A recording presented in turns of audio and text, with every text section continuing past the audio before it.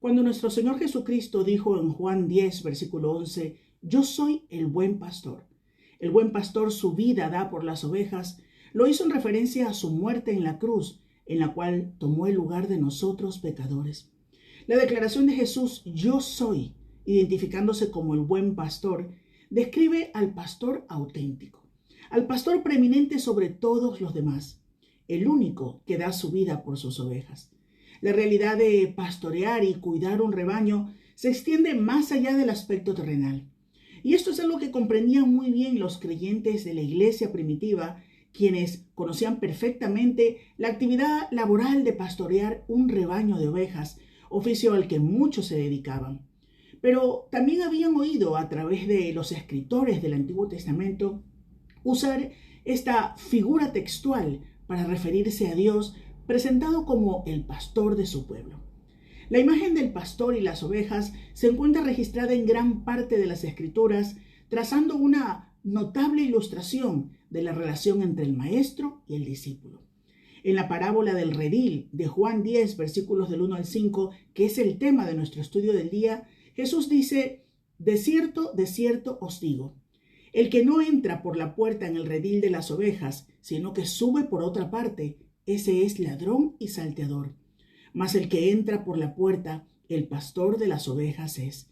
A este abre el portero, y las ovejas oyen su voz, y a sus ovejas llama por nombre y las saca.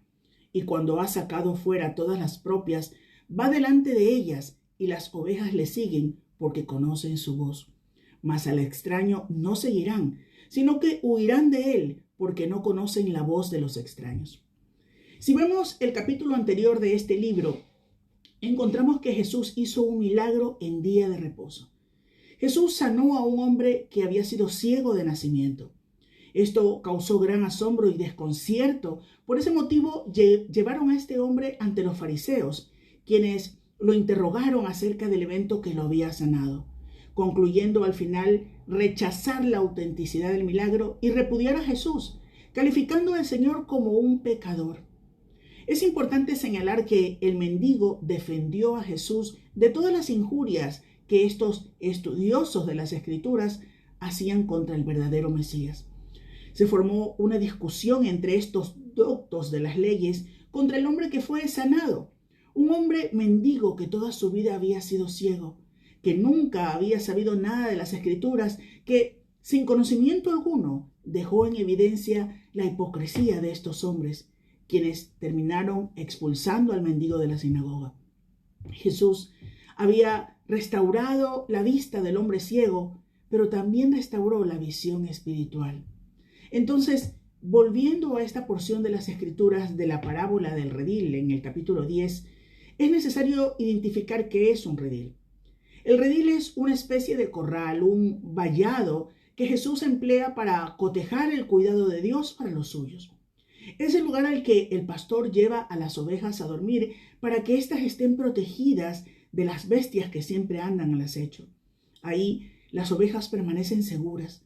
Al día siguiente el pastor entra por la puerta del redil, llama a sus ovejas para guiarlas afuera y las ovejas oyen su voz y lo siguen. El pastor siempre cuida del rebaño y las aleja del peligro. Las mantiene juntas, las alimenta, les da verdes pastos y junto a aguas tranquilas las hace reposar. Solo en él encuentran seguridad, protección, provisión. Incluso en la noche, cuando las ovejas duermen, el pastor permanece a la entrada del redil para cuidar el rebaño o se ha preocupado de ponerles un guardián, mencionado aquí como un portero. Las ovejas nunca son descuidadas por su pastor, porque los ladrones que actúan en la noche, las tinieblas siempre son la mejor opción para todos los actos de maldad. En la noche los ladrones podrían venir y brincarse la cerca para robarlas. Ahora fíjese, dice el versículo 5, mas al extraño no seguirán, sino que huirán de él, porque no conocen la voz de los extraños. La profundidad de esta enseñanza Dice que el buen pastor sabe quién son sus ovejas. Les ha puesto nombre, las llama. Ellas conocen su voz y lo siguen a él. Y escuche esto, ellas no van a seguir a un extraño. No lo harán porque ellas solo reconocen al buen pastor. En esta hermosa y tierna ilustración del cuidado de Dios para su pueblo, entendemos que, aunque muchos de nosotros, cuando Dios nos llamó, no quisimos oírlo, nos resistimos, estábamos cómodos y felices en nuestra zona de confort, y nuestra condición humana caída, pecaminosa, luchaba contra el llamado. Pero cuando oímos su dulce voz, cuando lo escuchamos desde el corazón, nuestra alma quedó ligada a Cristo y comprendimos que Él es nuestro buen pastor. Una vez que conocemos su voz, ya nadie nos engaña. Y esto nos permite identificar a los falsos pastores para huir de ellos, porque el único que nos llama por el nombre es el buen pastor, a quien conocemos porque hizo en nosotros el milagro de poder ver su verdad, así como el ciego a quien sanó. Nos hizo ver su luz y ahora permanecemos en Él y su palabra permanece en nosotros. Y ya nunca más atenderemos voces extrañas porque nosotros solo obedecemos la voz del buen pastor, la voz del llamado eficaz, la voz del Salvador, la voz de Jesús. A continuación, hemos preparado un importante estudio sobre este tema. Permanezca con nosotros y al final recuerde compartir este programa. Vivimos la generación de los influencers, personas que quieren influenciar nuestras decisiones en la estética, en la alimentación, en la ideología, en el pensamiento, en el comportamiento, incluso en nuestro mercado. Es necesario realmente reconsiderar seriamente el modelo de lo que está reportando para cada uno de nosotros. ¿Que está reportando para nosotros ilusiones o está reportando razones avaladas que sostienen nuestro futuro? En tiempos de tanta confusión, donde necesitamos referentes, es esencial reconsiderar cuál es el modelo bueno para seguir. Reconsiderar hasta qué punto estamos siendo dañados o influenciados por modas de esta generación. Cuando llegamos a la parábola del buen pastor, estamos ante una de las descripciones de Dios más conmovedoras y más apreciadas de toda la Escritura. En el Antiguo Testamento, David ve a Dios como el pastor, Salmo 23. Ahora el Señor Jesucristo se presenta como el buen pastor. Una enseñanza de gran calado doctrinal para la vida cristiana, pero también de esperanza y seguridad en medio de estos tiempos que vivimos de influencias nocivas de todo tipo. El pastor es este referente que va adelante con una importancia vital para su rebaño. Es el pastor el que se encarga de cubrir las necesidades de aquel rebaño que es incapaz de proveer para sí mismo nada de lo que precisa. El pastor lo ofrece. El rebaño, las ovejas, cada uno de nosotros en nuestros días necesitamos recursos materiales y por eso los perseguimos y a veces buscamos influencia de cómo conseguir cubrir las necesidades. Necesitamos alimento, vestido, hogar. Sin embargo, el buen pastor nos dice, Mateo capítulo 6, versículos 31 y 33, yo os las añadiré. Añadiré todas estas necesidades que tenéis en vuestras vidas. El rebaño necesita cuidados en aspectos emocionales, de seguridad, incluso de compañía también en su vida. A veces nos sentimos solos en medio de este tiempo de influencias, alguien que nos acompañe en el camino que tenemos que transitar. Mateo 28, 20, Juan capítulo 14, versículos 18, Juan capítulo 16, versículos 33, nos presenta a Jesús, el buen pastor, diciéndonos, no os dejaré solos, no os dejaré huérfanos, en mí tendréis paz. En mí tendréis las respuestas para todas esas carencias emocionales. Un rebaño necesita dirección. Necesita guía para saber dónde está, a dónde llegar y cómo llegar. Necesita referentes y sobre todo necesita dirección espiritual, saber cómo transitar el camino. Jesús mismo dice de sí, Juan 14, 6, yo soy el camino, yo soy la verdad y yo soy la vida. Yo soy el proceso y yo soy el destino y soy todo cuanto necesitáis saber para transitar en este camino. En el presente, urgentemente necesitamos reconsiderar nuestra torpeza. Nuestra torpeza a la hora de encontrar lo que necesitamos. Nos encontramos tantas veces carentes de muchas cosas en nuestra vida. Necesitamos abrir los ojos para, de una vez por todas, discernir los desvaríos por los cuales nos está llevando la influencia de redes sociales, medios de comunicación y estrategias publicitarias engañosas en el campo de la economía, de la espiritualidad, de las ideologías. Necesitamos reconsiderar y abrir los ojos a tanto engaño y fraude que estamos viviendo, de sociedades donde estamos siendo guiados no por lo bueno, sino por lo malo. Buscamos líderes carismáticos que nos conduzcan a las soluciones de nuestras crisis. Y por eso se han puesto de moda los modelos de coaching, personal trainer, que nos ayuden a mitigar nuestras carencias, ya sean físicas o emocionales. Buscamos gurús de la salud que nos dirijan en lo que nos conviene en cada momento. Pero, ¿a dónde van todas estas respuestas que se nos dan? ¿A ser personas más seguras de sí mismos en un ataúd? ¿Qué seguridad reportan todas estas enseñanzas e influencias humanas frente a mi pecado y mi condena eterna? ¿Qué seguridad me dan en cuanto al destino? Fíjate, aquí hay preguntas serias. ¿Hay algo de verdad en todo lo que se nos ofrece en el presente? En esta parábola, Jesús pone una figura que cuando menos nos tiene que preocupar.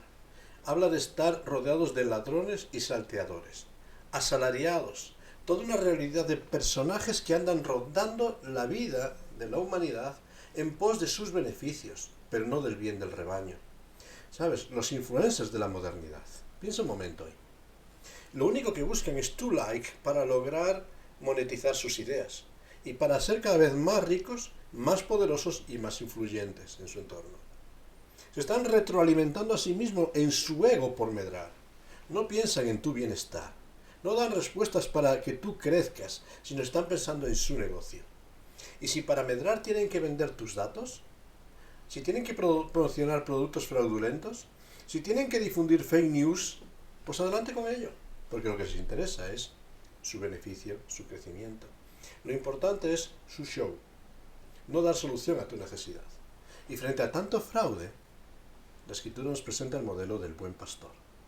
Es el buen pastor y solo en él donde el ser humano puede encontrar lo que es verdadero en medio de tanto fraude. La vida del buen pastor nos ofrece en primer lugar seguridad. Fíjate, nos va a ofrecer muchas cosas. Nos va a ofrecer en primer lugar seguridad en medio de un mundo lleno de dureza, de condiciones de incredulidad, de rechazo, de desprecio, de egoísmo, de avaricia, e incluso de rebeldía personal. En medio de este ambiente, el pastor nos va a ofrecer seguridad, nos va a proteger, nos va a cuidar, aun cuando hay ladrones, salteadores, extraños, hay lobos, figuras que amenazan la vida. ¿Qué hace el pastor frente a este ambiente duro y hostil? Vigilancia, valor y amor. Vigilancia para velar constantemente por su rebaño y no descansar. Decía el salmista, aquí no se adormecerá el que guarda Israel. ¿Sabes? Dios nunca duerme. Nunca duerme de velar y advertirnos cuando llegan los peligros y abrir nuestro entendimiento para que realmente conozcamos lo que está sucediendo a nuestro alrededor. Pero en mismo lugar hay valor, porque el pastor tiene poder, tiene valor para enfrentarse a todos los enemigos que dañan nuestra vida. Valor para ir al frente y poner su vida incluso por su rebaño, por los suyos. Amor. Un amor paciente, que a pesar de ver la torpeza, la debilidad de sus ovejas, constantemente las cuida. Y esta es la figura de Dios para su pueblo. Era el pastor del Antiguo Testamento. El pastor que el salmista refleja muy bien en el Salmo 23, tan conocido. Jehová es mi pastor, nada me falta. Y provee para su pueblo todo lo necesario. Salmo 77, 20, 79, 13, 81, 95, 7, Salmo 100, versículo 3. Son diferentes referencias de este pastor que cuida de forma delicada y con amor de su pueblo, aun cuando es hostil, aun cuando es rebelde, le vuelve a traer. Pero también es el pastor de su pueblo que se hace visible. Se hace visible por la medio de la figura del Mesías, el pastor esperado, ya profetizado en Isaías capítulo 40, versículo 11, revelado en la persona del Señor Jesucristo. Y sin embargo, ante todo lo que Dios ha hecho para cuidar, tratar, acercarse y hacerse visible a su pueblo, dice la Escritura, no dice este pasaje Juan capítulo 10, no entendieron. No entendieron todo lo que Dios estaba haciendo por ellos y siguieron obstinados en seguir en sus propios desvaríos. El pastor ofrece seguridad, fuera de él no la hay. Pero el pastor ofrece también libertad. Aquí tenemos la figura de los rediles. En Palestina había sobre todo dos tipos de rediles. Por un lado eran corrales comunales con una sola puerta recia y un portero que guardaba con la llave, de tal forma que no se podía entrar si no era a través de este portero que abría la puerta. En los versículos 2 y 3 estamos viendo esta figura.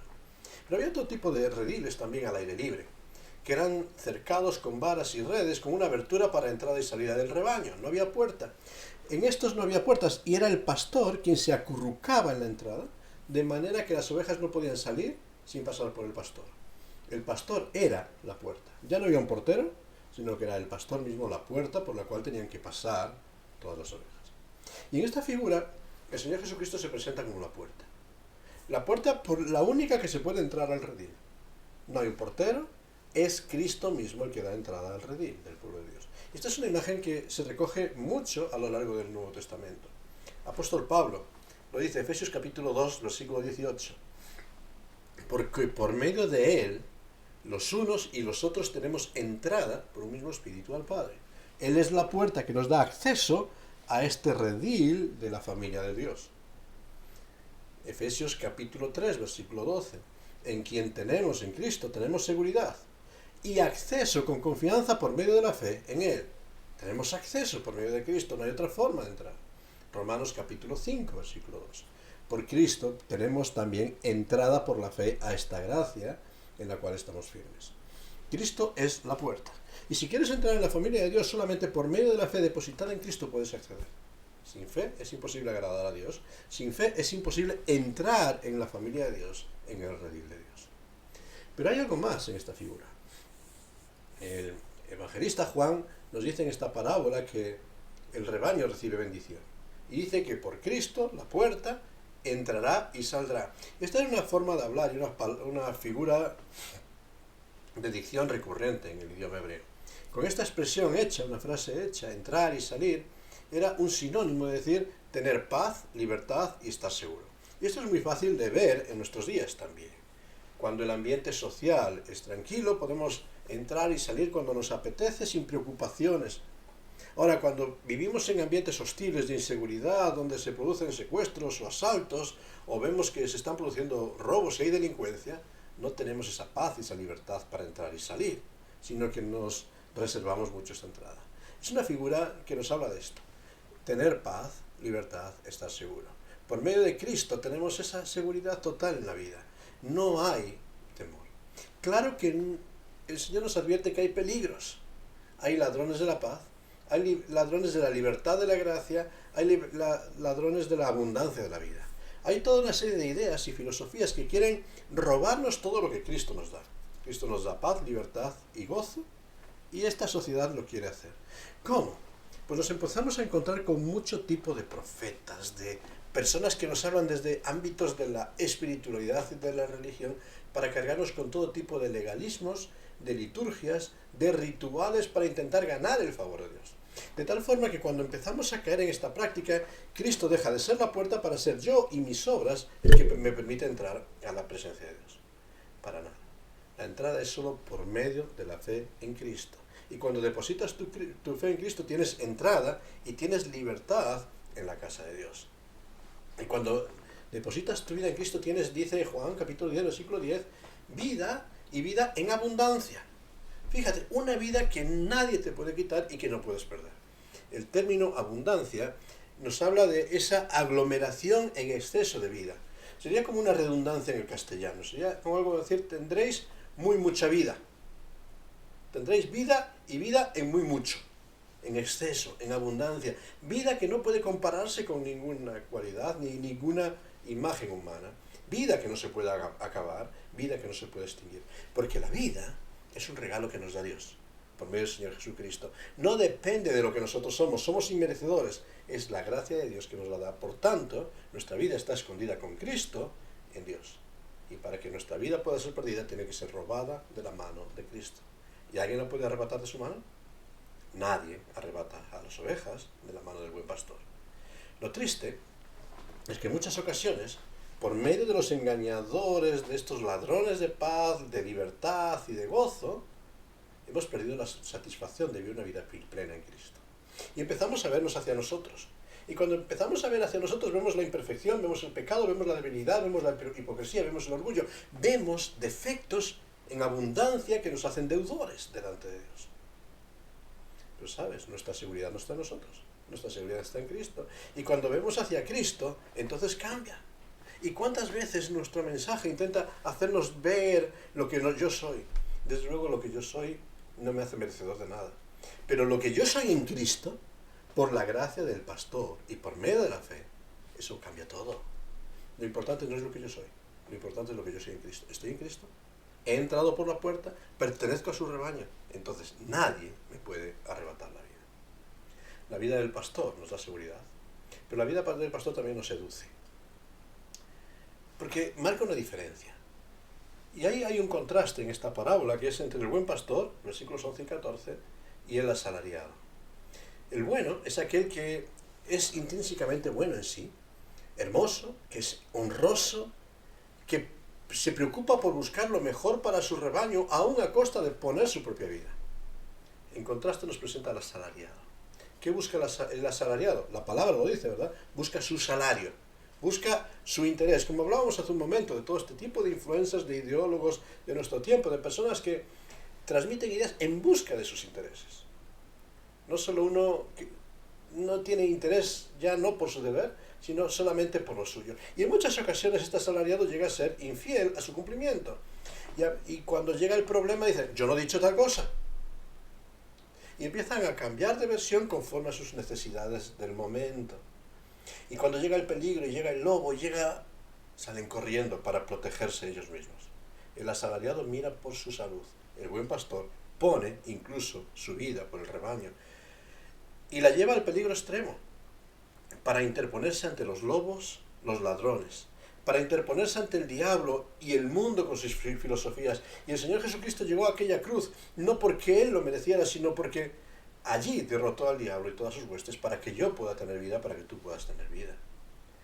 ¿Sabes? El peligro de lo que nos rodea. Pero el pastor arriesga su vida también para el peligro interno, esas malas decisiones, esa mala orientación, ese pecado arraigado en nosotros. Cristo es el Cordero de Dios que quita el pecado y nos limpia de toda maldad. Es tremendo lo que el pastor hace con cada uno de nosotros. Nos recoge cuando estamos heridos y dañados, nos sana y nos encamina en la verdad.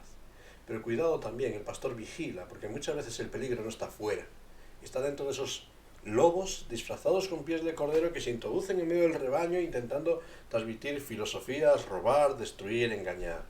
Cuidado. El buen pastor también se preocupa. Y hay de aquellos que siembran el engaño. Hay de aquellos que hacen caer a los pequeñitos. Mejor les hubiera sido, dice la Escritura, darse una piedra del molino y tirarse al mar. Porque recibirán un castigo del pastor. El buen pastor cuida por la integridad de su rebaño. Y somos llamados a velar por agradar a Dios, por agradar a nuestro pastor. El pastor seduce porque busca lo bueno para cada uno de nosotros. El pastor también ofrece un regalo. Y es un regalo que me sorprende en este pasaje. Ofrece unidad. El regalo de la unidad que la humanidad busca. Y hay una figura ahí tremenda cuando nos habla de otras ovejas que no son de este redil. A veces en la cultura humana somos muy dados al exclusivismo. El exclusivismo de buscar nuestras ideologías, nuestras ideas, nuestras liturgias como lo único válido y rechazar con insultos, con ofensas a todos aquellos que no piensan igual que nosotros. Hay una figura que se está dando de moda en los últimos años dentro de la educación, que es la necesidad de desaprender. Y también en el ámbito espiritual y en nuestro acercamiento a Dios necesitamos desaprender.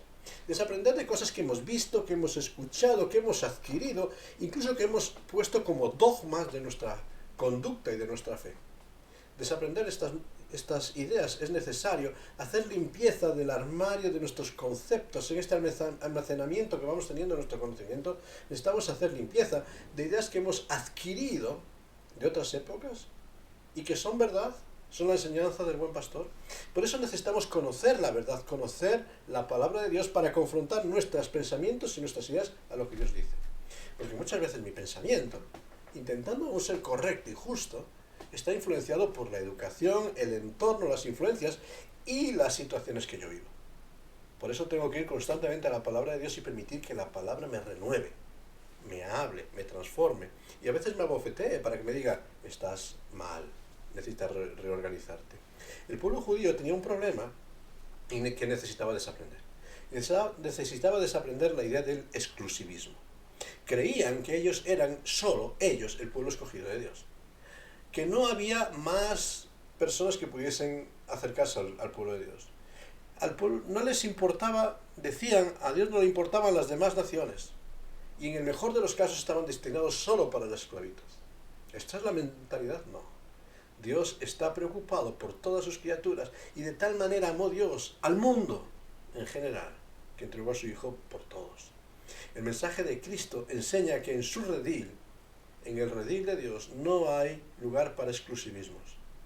No hay exclusivismos nacionales, dogmáticos, litúrgicos, sino que en Cristo hay unidad. Hemos levantado muchas barreras en muchas ocasiones para pensar que yo tengo la verdad absoluta y yo no tengo la verdad absoluta. La verdad absoluta es Cristo. Y a Él es al único que debemos de mirar, no a personas ni referentes humanos. Solo en Cristo, el mundo, y hablamos del mundo como concepto social de toda la humanidad, puede llegar a la unidad. Fuera de Él no lo hay. Y hay muchos esfuerzos sociales por esto. El himno a la alegría, que es el himno de Europa, reproduce la 9ª sinfonía de Beethoven y recoge una oda de Friedrich Schiller. En esta oda se podría traducir al castellano como alegría, todos los hombres serán hermanos bajo tus alas bienhechoras. Hay una versión en castellano que por lo menos a mí me suena más, que es la versión que interpretaba Miguel Ríos, que dice: escucha, hermano, la canción de la alegría, el canto alegre del que espera un nuevo día. Ven, canta, sueña cantando, vive soñando el nuevo sol en que los hombres volverán a ser hermanos. Ven, canta, sueña cantando, vive soñando el nuevo sol en que los hombres volverán a ser hermanos. Un nuevo día, un nuevo amanecer de unidad, una unidad que en estas odas y en estas ideologías se plantea no bajo Dios, sino bajo la unidad política, la unidad social creada por los hombres. Una unidad que ignora que esta hermandad es imposible. Es imposible porque cada uno de nosotros tenemos nuestros egoísmos, nuestras avaricias, nuestras ambiciones, y a veces queremos imponer nuestras ideas comprando y extorsionando al prójimo. Porque para que mi idea se imponga tengo que gritar y violentar al otro. Y lo vemos en muchos conflictos bélicos en nuestros días. Lo vemos en muchas discusiones políticas en nuestros días, donde diferentes grupos son incapaces de ponerse de acuerdo en nada, en absolutamente nada, porque solamente están al servicio de sus ideas, egoístas, avariciosas, perniciosas. La única unidad para esta humanidad se va a encontrar en Cristo, porque Cristo, el buen pastor, derriba los muros y enemistades que separan a esta humanidad, derriba las ideologías y nos hace tener un mismo sentir, una misma visión. Solo Cristo llega a formar una unidad social, solo Cristo llega a formar un solo rebaño con un solo pastor. ¿Sabes? Aquí no estamos para protagonizar ideologías ni idearios denominacionales dentro de las iglesias o de famosos, sino para seguir a un solo pastor, es Cristo. Porque solo Cristo es el mensaje que tenemos que predicar, porque en ningún otro hay salvación. No hay salvación en teologías humanas, no hay salvación en dogmas humanos, no hay salvación en denominaciones humanas, no hay solución en ideologías humanas, solamente hay salvación y solución para los problemas de la humanidad en Cristo. Y por eso, para conseguir todo este ideario, el buen pastor asume un compromiso. Y aquí pongo mi vida. Este es el verdadero compromiso de Cristo. Para que toda esta humanidad pueda retornar a la unidad con el Creador, Él entrega su vida. Y esta figura a mí me deja dos grandes enseñanzas. En primer lugar, nuestra relación con Dios se establece en parámetros de obediencia. Jesús es el Hijo de Dios y por lo que padeció estaba manifestando la obediencia. Hebreos capítulo 5, versículos 8 y 9. Él podía haber dado marcha atrás, pero obedeció hasta la muerte y muerte de cruz. La cruz y la gloria, me enseña este pasaje, esta afirmación del Señor Jesucristo, son compañeras inseparables del camino de la vida. No hay gloria sin cruz. No se puede entrar en la gloria escogiendo el camino fácil. Cristo tomó la cruz y la tomó voluntariamente para abrirnos el camino de la gloria. Por eso, como todas las parábolas, la parábola del buen samaritano, o del buen pastor, perdón, nos lleva a tomar decisiones. Nos invita a tomar una decisión. La primera, porque Cristo tomó decisiones. William Barclay escribe: Jesús nos encontró irremisiblemente enredado en un cúmulo de circunstancias de las que no se podía liberar. Aparte de la ayuda sobrenatural que habría podido solicitar, está claro que hasta el final habría podido volverse atrás y salvar su vida. No, Cristo no perdió su vida, la entregó por todos nosotros. A Cristo no se le impuso la cruz, la aceptó voluntariamente. Tomó la decisión de llegar a la cruz, por amor a ti y por amor a mí. El amor y el ejemplo del pastor nos llama a tomar esa misma cruz, a tomar decisiones por seguirle, por entrar a formar parte de su redil. Y la primera decisión es: ¿crees en Cristo como Señor y Salvador? La primera decisión que Él te llama es a creer en Él para entrar a formar parte del redil. ¿Has creído en Cristo? ¿Has creído que Cristo es el buen pastor? ¿Que Cristo es realmente la influencia que necesitas para que tu vida llegue a un buen destino? Ahora, si has creído que Cristo es el modelo, el pastor, ¿qué estás dispuesto a entregar para deleitarte en la abundancia de la vida? ¿Qué estás dispuesto a entregar para disfrutar de todas las bendiciones que Cristo quiere ofrecerte? El salmista se hacía una pregunta en el Salmo 116, versículo 12, que a mí personalmente siempre me estremece. Él decía: ¿qué pagaré a Jehová por todos sus beneficios para conmigo? Porque a veces estamos acostumbrados a exigir beneficios y no a devolver lo que hemos recibido. ¿Qué pagaré a Jehová? Y el salmista respondía con 3 cosas. En primer lugar, cargaré la porción de la salvación que me corresponde. Tomaré la copa. Y esa copa de compromiso, de esfuerzo, ¿estás dispuesto a tomarla? En segundo lugar, dice el salmista, aceptaré la soberanía implícita en su nombre. Obedeceré constantemente. Reconoceré que la voluntad de Dios es lo que en mi vida conviene, es buena, es agradable, es perfecta, es lo que necesito. Y en tercer lugar, restituiré. Restituiré la gloria y la honra que le he robado a Dios, asumiendo un compromiso de servicio, de dependencia delante de Él, de reconocer mi fracaso y debilidad. El buen pastor te invita. El buen pastor ha entregado su vida por ti. ¿Estás dispuesto a aceptar su invitación? Él es la puerta. El que en Él cree, entrará y saldrá, tendrá libertad, seguridad y gozo. El que en Él no cree, quedará expuesto al juicio que vendrá. ¿Qué haces delante del buen pastor? ¿Qué decisión vas a tomar? ¿Asumirás la cruz? ¿Traspasarás la puerta por medio de la fe? ¿O te quedarás fuera? Que Dios te bendiga y escoge delante del buen pastor lo que realmente te conviene.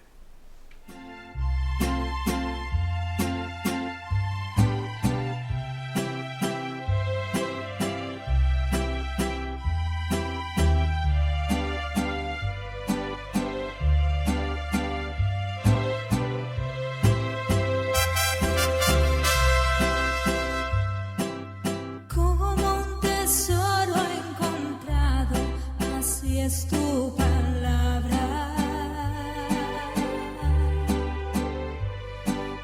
palabras que llenan de gozo, son tus promesas, promesas que alientan mi fe para seguirte hasta que esté contigo.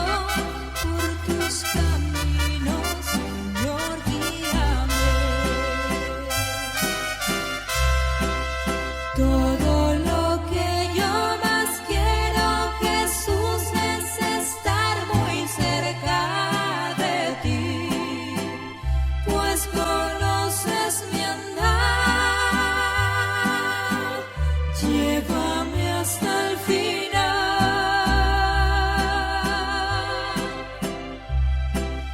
Quiero servirte, alabarte, ensalzarte, mi Dios, con todo mi ser, y por siempre, Señor, proclamar tu verdad.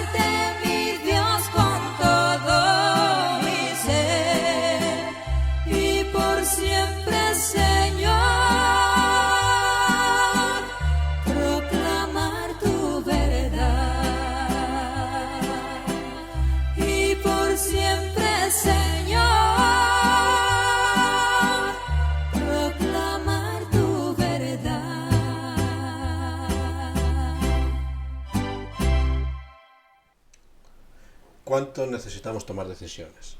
La puerta está delante de ti y de mí. Pero tienes que decidir, ¿entrar o no entrar? Cristo es la puerta del redil. Cristo es el buen pastor que se ofrece para cuidar y proveer lo que necesitas espiritualmente en tu vida. ¿Entrarás? Pero una vez que estás dentro, ¿serás coherente con dónde estás? ¿Y vivirás bajo la soberanía y tutela del pastor? El Señor nos invita a entrar, porque ahí está nuestra seguridad. ¿Qué haremos? Vamos a orar y terminar este tiempo pidiendo al Señor que Él nos ayude a escoger lo mejor en este tiempo. Gracias, Padre, porque tú eres el buen pastor, aquel que da su vida por cada una de las ovejas. Gracias porque has tomado cada una de nuestras vidas, nos has buscado, nos has llamado, has entregado tu propia vida para darnos seguridad y para que nosotros podamos tener vida y vida en abundancia. Por eso, Padre Celestial, no nos permitas pasar delante de la puerta sin considerar esa entrada que tenemos a una vida nueva, a una vida abundante. No nos permitas seguir vagando sin rumbo y sin dirección, sino ayúdanos a transitar esa puerta, que es Cristo por medio de la fe, para tener un destino, para tener una esperanza, para tener una seguridad en el presente. Por eso, Padre Celestial, gracias por todo lo que nos has dado por cada uno de nosotros. Gracias por tu amor y tu entrega. Gracias por tu cuidado de cada una de nuestras vidas. Y ayúdanos a nosotros a tomar nuestra decisión, la que conviene. Porque esta es tu voluntad, que creamos en el nombre de tu Hijo, nuestro Señor Jesucristo, que entremos por esa puerta y que tengamos acceso a la gracia abundante que tienes para cada uno de nosotros. Dirígenos, Señor, y acompáñanos, y ayúdanos a tomar la mejor decisión. Te lo pedimos a ti, y lo hacemos en tu santo nombre. Amén. Que Dios te bendiga en todo este tiempo.